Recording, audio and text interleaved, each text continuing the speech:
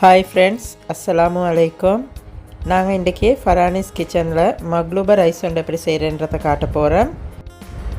இந்த ரைஸ் மிச்சம் middle east கண்ட்ரியில் செய்கிற ரைஸ் ஒன்று. இது எங்களோட ரைஸுக்கு என்ன பொருட்கள் தேவைன்றதை வாங்க நாங்கள் பார்ப்போம். நான் இந்த ரைஸ் செய்கிறதுக்கு ½ அன் ஹவருக்கு கழுவி வச்ச பாஸ்மதி அரிசி, கோழி, நச்சிரம் தூள், ரோஸ் வாட்டர், உப்பு, கொச்சிக்கத்தூள், மசாலாத்தூள், oil, tomato paste, bay leaf, சின்னதாக வெட்டி எடுத்த கறி கொச்சிக்காய், வெங்காயம், வெள்ளை வெங்காயம், இஞ்சி, ஏலக்காய், கராம்பு, கருவேப்பட்டை, தேசிக்காய், ரவுண்டாக வெட்டி எடுத்துக்கிறேன், தக்காளி, மஞ்சள் colour bell pepper, soap colour bell pepper, கத்திரிக்காய், கேரட், கிழங்கு, வெங்காயம், இதெல்லாம் ரவுண்டாக வெட்டி எடுத்துக்கிறேன். இதுதான் எங்களோட ரைஸ் செய்கிறதுக்கு தேவையான பொருட்கள். நான் இந்த ரைஸ் செய்கிறதுக்கு தேசிக்காய் 2 எடுத்துக்கிறேன். இது மிடில் ஈஸ்டில் எல்லாம் அந்த காய வச்ச கருப்பு தேசிக்காய் தான் எடுப்பாங்க. அது மிச்சம் பேருக்கு தெரியுமாய்க்கு. எங்களுக்கு ஸ்ரீலங்காவில் அந்த தேசிக்காய் கிடைக்காததுனால நான் 25 நாள் காய வச்சு எடுத்த தேசிக்காவை தான் எடுத்து இப்போ போட போகிறேன். இப்போ வாங்க நாங்கள் இந்த மக்லூபா ரைஸ் எப்படி செய்கிறேன்றதை பார்ப்போம். நான் ஒரு 2 டேபிள் ஸ்பூன் ஆயில் ஆட் பண்ணிக்கொள்கிறேன். உங்களுக்கு நெய் போடுறேன்றாலும் நெய் போடலும். நான் நெய் போடலை, நான் ஆயில் தான் போடுறேன். நீங்கள் உங்களுக்கு விருப்பம் இருந்தால் நெய் கொஞ்சம் போட்டுக்கோங்க. எங்களோட ஆயில் கொஞ்சம் ஹீட்டாகி கொண்டு வருவது 4-5 ஏலக்காய் போட்டுக்கொள்கிறேன். கராம்பு கொஞ்சம் போட்டுக்கொள்கிறேன். 2 துண்டு கருவேப்பட்டை போட்டேன். ஜிஞ்சர், கார்லிக் கொஞ்சம் போட்டு கொஞ்சம் மிக்ஸ் பண்ணி விடுறேன். இது கலர் கொஞ்சம் லைட்டாக மாறிக்கொண்டு வரப்போக்குறேன். 2 வெங்காயம் எடுத்து சின்னதாக வெட்டி வச்சுக்கிறேன். அந்த வெங்காயத்தையும் போட்டுக்கொள்கிறேன். அதையும் மிக்ஸ் பண்ணி கொள்ளுறேன். எங்களோட வெங்காயம் கொஞ்சம் வசையும் கொண்டு வரப்போக்கில் நாங்கள் அதுக்கு 2 கறி கொச்சிக்காய் சின்னதாக வெட்டிக்கிறேன். அதையும் நான் இதுக்கு போட்டுக்கொள்கிறேன். போட்டு அதையும் கொஞ்சம் மிக்ஸ் பண்ணிக்கொள்வேன். அதுக்கே நான் பே லீஃபையும் போட்டு காஞ்ச தேசிக்காய் எடுத்தேன், அதை என்ன போட்டு கொஞ்சம் மிக்ஸ் பண்ணிக்கொள்கிறேன். இப்போ நான் இதுக்கு 2 டீஸ்பூன் உப்பு போட்டுக்கொள்கிறேன். நான் இப்போ இதுக்கு 1 டீஸ்பூன் மிளகுத்தூள் போட்டுக்கொள்கிறேன். இதுக்கு நான் நச்சிரம் 1 டீஸ்பூனும் போட்டுக்கொள்கிறேன்.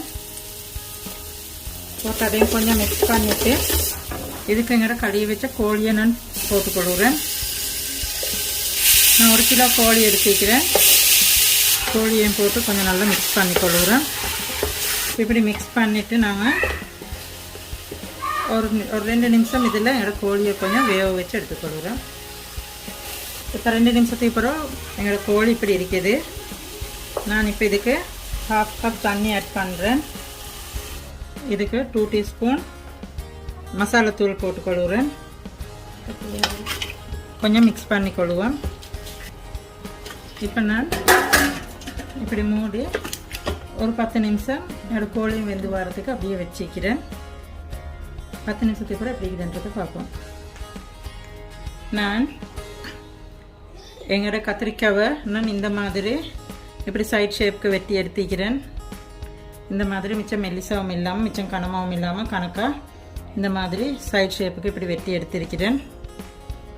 கிழங்கு நான் மிச்சம் பெரிய கிழங்கு எடுக்கல, சின்னதாக எடுத்து நின்று அது தான் எங்களுக்கு டெக்கரேஷனுக்கு போட்டால் பசந்து வைக்கும்னால இந்த கிழங்கு இப்படி ரவுனுக்கு மிச்சம் கனமாகவும் இல்லாமல் மிச்சம் மெல்லிசாவும் இல்லாமல் ரவுனுக்கு இப்படி வெட்டி எடுத்துக்கிறேன்.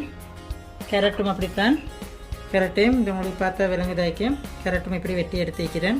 கொஞ்சம் பெரிய கேரட் எடுங்க, அப்போ பசந்தாக இருக்கேன்.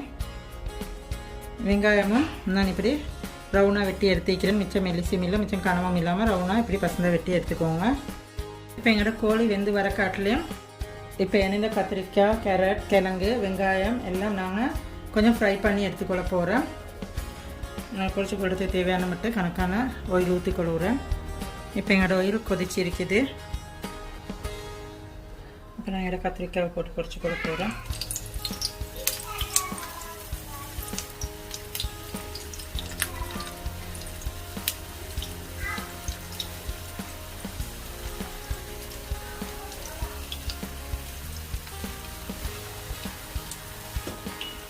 இப்போ நான் அப்படியே இது ஒரு சைடு இதாக போகல அப்படியே மற்ற சைடுக்கு பரட்டி அதையும் கொஞ்சம் கோல்டன் ப்ரௌன் காட்டிலே மற்ற சைடையும் பரட்டிக்குவோம், பொரிச்சு கொள்வோம். இப்படி வெட்டினா உங்களுக்கு விளங்குதா இருக்கும். இது நடுவில் கோல்டன் ப்ரௌனும் சைடில் இப்படி கலராகவும் இருக்கும். அப்போ நல்லா பசந்தாக இருக்கும். மேலே டெக்கரேஷனும் அதுதான் நான் இப்படி வெட்டினேன். இந்த மாதிரி கோல்டன் ப்ரௌன் கலருக்கு எல்லா கத்திரிக்காயும் பொரிச்சு எடுத்துக்கொள்ளணும்.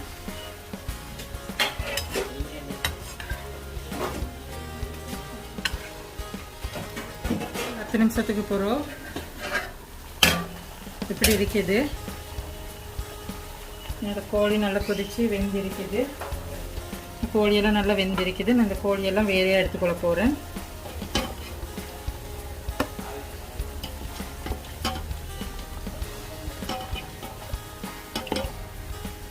இப்படி நான் கோழியெல்லாம் வேறையாக எடுத்துட்டேன். இப்போ எங்களை இப்படி தண்ணி இருக்குது. இது எங்களுக்கு போதா. நாங்கள் இதுக்கு இன்னும் கொஞ்சம் தண்ணி ஊற்றி இதுக்கு நான் இன்னும் கொஞ்சம் தண்ணி ஊற்றுறேன்.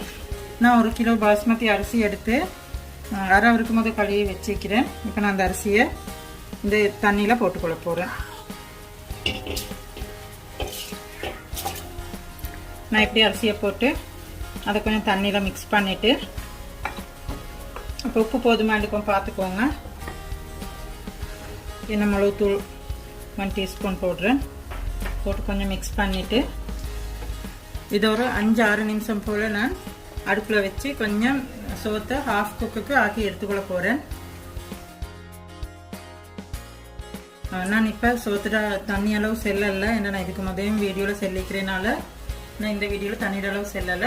நீங்கள் அந்த மாதிரி தண்ணியை சோத்துக்கு தேவையான அளவு தண்ணியை வச்சு எடுத்துக்கோங்க. நாங்கள் இப்போ கத்திரிக்காய் பொரிச்ச ஆட்டம் கிழங்கையை போட்டு பொரிச்சு கொள்கிறோம். எல்லாம் சேம் மெத்தட் தான் பொரிக்கிறது. இதே மாதிரி தான் கேரட்டையும் போட்டு பொரிச்சு கொள்ளணும்.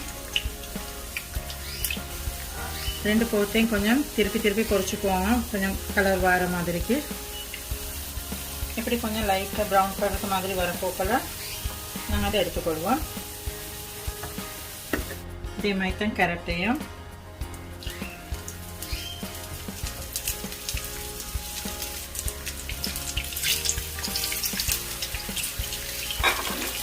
அதையும் கொஞ்சம் 2 சைட் பரட்டி கொஞ்சம் லைட் கலர் வரப்போக்களை எடுத்துக்கொள்வோம்.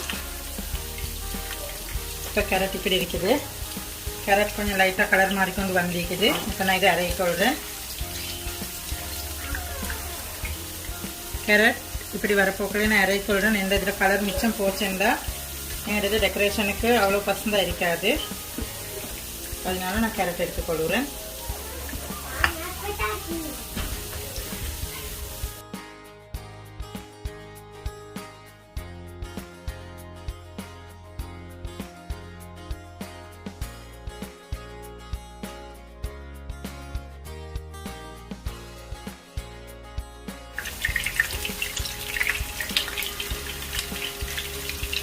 வெங்காயம் என்றால் பொரிக்கப்போல் இப்படி கலரும், அதுக்கு பிரச்சனை இல்லை.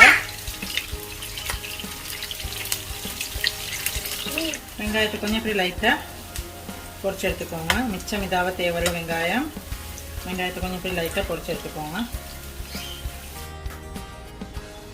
இப்போ 6 நிமிஷத்துக்கு அப்புறம் என்னோட சோறு இப்படி இருக்குன்றதை பார்ப்போம். என்னோட சோறு இப்படி இருக்குது. தண்ணி ஒன்றும் இல்லை. இப்படி குக்காக இருக்குது. குழஞ்சில்லை. கொண்டு சோறு ஒட்டி இல்லை. இப்படி இருக்குது.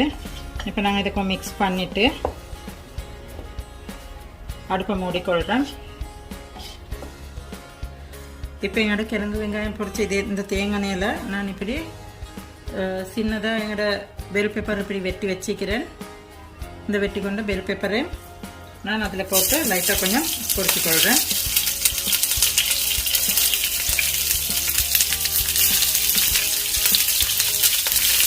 பெல் பேப்பருக்கு மிச்சம் தேங்காய் போட வேணாம். கொஞ்சம் தேங்காய் எடுத்து உங்களுக்கு விளங்குதாச்சும் கொஞ்சம் தேங்காயில் 2 சைடுக்கும் பொரிச்சு எடுத்துக்கோங்க. நான் மஞ்சள் கலரில் ஒரு பெல் பேப்பரும் சோப்பு கலரில் ஒரு பெல் பேப்பரும் எடுத்துக்கிறேன். எடுத்து இப்படி வெட்டி எடுத்து இருக்கிறேன்.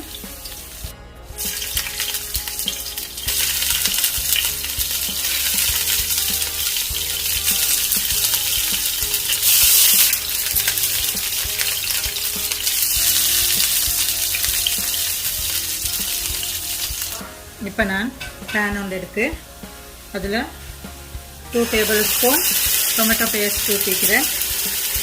உப்பு போடுறேன் 1 டீஸ்பூன். உப்பும் போட்டு மிக்ஸ் பண்ணிவிட்டு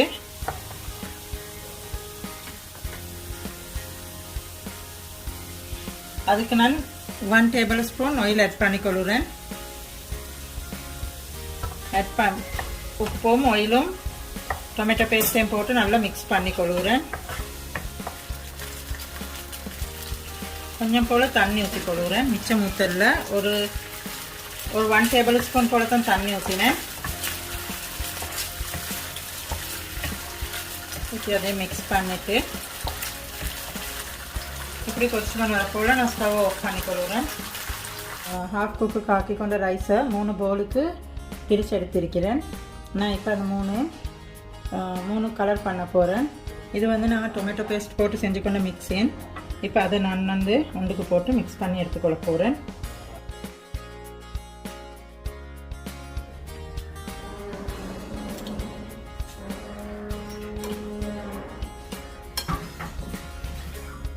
இப்போ இது நாங்கள் வந்து செஞ்சு கொண்ட டொமேட்டோ பேஸ்ட் மிக்ஸினை போட்டு இதை நான் மிக்ஸ் பண்ணி எடுத்திருக்கிறேன். இப்போ நான் இந்த மற்ற ரைஸுக்கு கொஞ்சம் க்ரீன் கலர் டை ஆட் பண்ணிக்கொள்கிறேன். க்ரீன் கலர் டை போட்டு அதை கொஞ்சம் நான் மிக்ஸ் பண்ணிக்கொள்கிறேன்.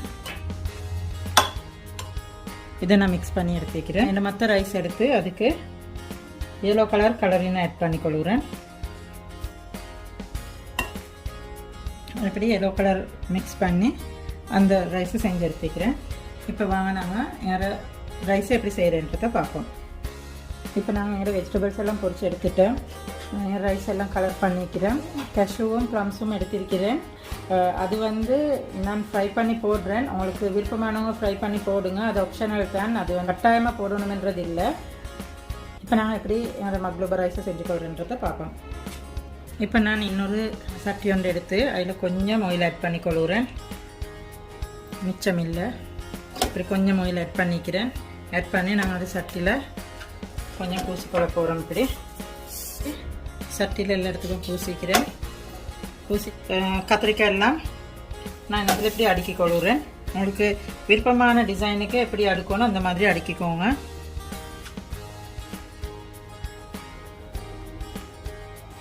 இப்படி உங்களுக்கு விருப்பமான டிசைனுக்கு இப்படி அடுக்கிக்கோங்க. நான் தக்காளி இப்படி ரவுண்டாக வெட்டி எடுத்துக்கிறேன். ஆனால் இது வந்து நான் ஃப்ரை பண்ணல. என்னென்னா நான் இந்த ரைஸோட போட்டு எப்படி இதாக்கணுனால அதையும் ஃப்ரை பண்ணினேன்டா கொஞ்சம் கலர் எல்லாம் டிஃப்ரெண்ட்டாகவே நல்லா பசங்க வைக்காது. அதனால நான் தக்காளியை வந்து ஃப்ரை பண்ணி எடுக்கங்க. ஃப்ரை பண்ண கிழமையும் அதே மாதிரி அடுத்துக்கலாம்.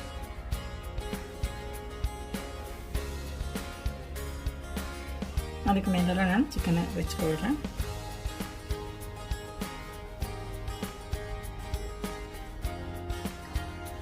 அதுக்கு மேலே நான் என்னோட டொமேட்டோ பேஸ்ட் போட்டு செஞ்சு கொண்டு மிக்ஸ் பண்ணி எடுத்த ரைஸை போடுறேன். இப்படி சோத்தை போட்டு இப்படி கொஞ்சம் நல்லா டைட் பண்ணிக்கோங்க. இப்படி டைட் பண்ணிவிட்டு நான் அதுக்கு மேலால் எங்களோட திரும்ப எங்களோட என்னோட பேலன்ஸ் வெஜிடபிள்ஸை போட்டுக்கொள்ளணும். அதுக்கு மேலே நான் கொஞ்சம் ப்ளம்ஸ் போடுறேன், கொஞ்சம் கேஷ்யூ போடுறேன். அதுக்கு மேலே கொஞ்சம் ஆனியன் போட்டுக்கொள்கிறேன், ஃப்ரை பண்ணி வச்ச ஆனியன். அதுக்கு மேலே நான் க்ரீன் கலர் ரைஸை போட்டுக்கொள்கிறேன். அதையும் போட்டு நேரத்தோட மாதிரி கொஞ்சம் நல்ல இடத்துக்கு கொண்டாக்கி நல்லா டைட் பண்ணிக்கொள்ளணும். அதுக்கு மேலால் திருப்பி எடுத்துக்கிற பேலன்ஸ் வெஜிடபிள்ஸ் எல்லாம் நாங்கள் போட்டுக்கொள்கிறோம்.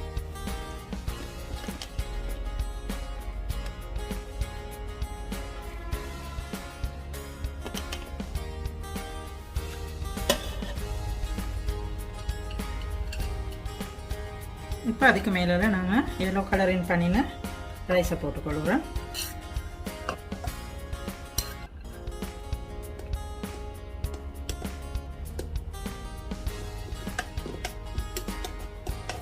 இப்படி நல்லா டைட் பண்ணிவிட்டு இப்போ நான் இதுக்கு 1 டேபிள்ஸ்பூன் ரோஸ் வாட்டர் ஆட் பண்ணிக்கொள்கிறேன். இதை நான் ஒரு 10 நிமிஷம் கொஞ்சம் புழுங்க வச்சு எடுத்துக்கொள்ள போகிறேன் அடுப்பில் வச்சு. இப்போ நான் மூடி ஸ்லோ ஃப்ளேமில் 8லேருந்து ஒரு 10 நிமிஷம்குள்ளே வச்சு எடுக்கிறேன். ஏன்னா நாங்கள் இது எங்களோட ரைஸ் வந்து ஹாஃப் குக் ஆகிருக்குது, அதனால நாங்கள் எங்கள் ரைஸும் நல்லா வெந்து இதாக வரணும்னால ஸ்லோ ஃப்ளேமில் உரமா வச்சிடாதீங்க. உரமா வச்சிங்கன்னா கீழே நாங்கள் வெஜிடபிள்ஸ் போட்டிக்கிறோம், அதெல்லாம் கரைஞ்சி போயிட்டுரும். ஸ்லோ ஃப்ளேமில் வச்சிங்கன்னா உங்களுக்கு சோறும் வெந்து நல்லா டேஸ்ட்டாக இதாகவும் நல்லா ரைஸ் வந்து கிடைக்கும். நான் 10 நிமிஷத்துக்கு போகிறோம் எங்கள் ரைஸ் எப்படி இருக்குதுன்றதை பார்ப்போம். இப்போ 10 நிமிஷம் ஆகிட்டுது, பார்ப்போம் நாங்கள் எங்களோட சோறு எப்படி இருக்குதுண்டு. இப்போ எங்களோட சோத்தை நாங்கள் அடுப்புலேருந்து எடுத்துட்டோம். இப்போ நான் இதை வந்து ட்ரேவுண்டை வச்சு மறு சைடுக்கு தட்டி எடுக்க போகிறேன். இந்த மக்லூபா ரைஸ்ன்றது இதே வந்து அப்சைட் டவுன் சோத்தை தட்டி எடுக்கிறது. இப்போ நான் இந்த சட்டிக்கு மேலால் இப்படி என் ட்ரேவுண்டை வச்சுக்கிறேன். இப்போ நான் இந்த ட்ரேயை வச்சு இதை மறு சைடுக்கு திருப்ப போகிறேன். நான் இப்போ இப்படி ட்ரேயை கீழால் வச்சு சட்டியை மறு சைடுக்கு திருப்பி சட்டி ஒசக்கால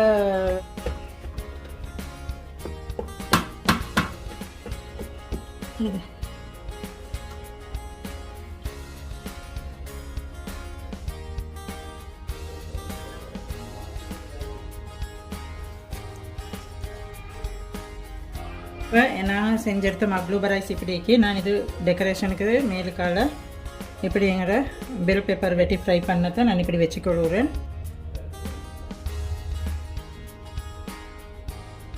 கஷுவும் ப்ளம்ஸையும் போட்டுக்கொள்கிறேன். இது நாங்கள் இன்றைக்கி ஃபரானிஸ் கிச்சனில் செஞ்ச மக்லூபா ரைஸ். உங்களுக்கும் எங்களோட ரைஸ் பிடிச்சிருந்துச்சுன்னா எங்களோட சேனலுக்கு லைக் பண்ணி ஷேர் பண்ணுங்கள். நீங்களும் உங்களோட வீட்டில் செஞ்சு பாருங்கள். செஞ்சு பார்த்து உங்களுக்கு பிடிச்சிருந்துச்சுன்னா கமெண்ட்ஸ் பண்ணுங்கள். எங்களோட சேனலுக்கு சப்ஸ்கிரைப் பண்ணி சைடில் இருக்கிற பெல் பட்டனை கிளிக் பண்ணுங்கள். அப்போ நாங்கள் போடுற அடுத்தடுத்த புதிய ரெசிபி உடனே உங்களுக்கு பார்த்து கொள்றதுக்கு எளிமாகும்.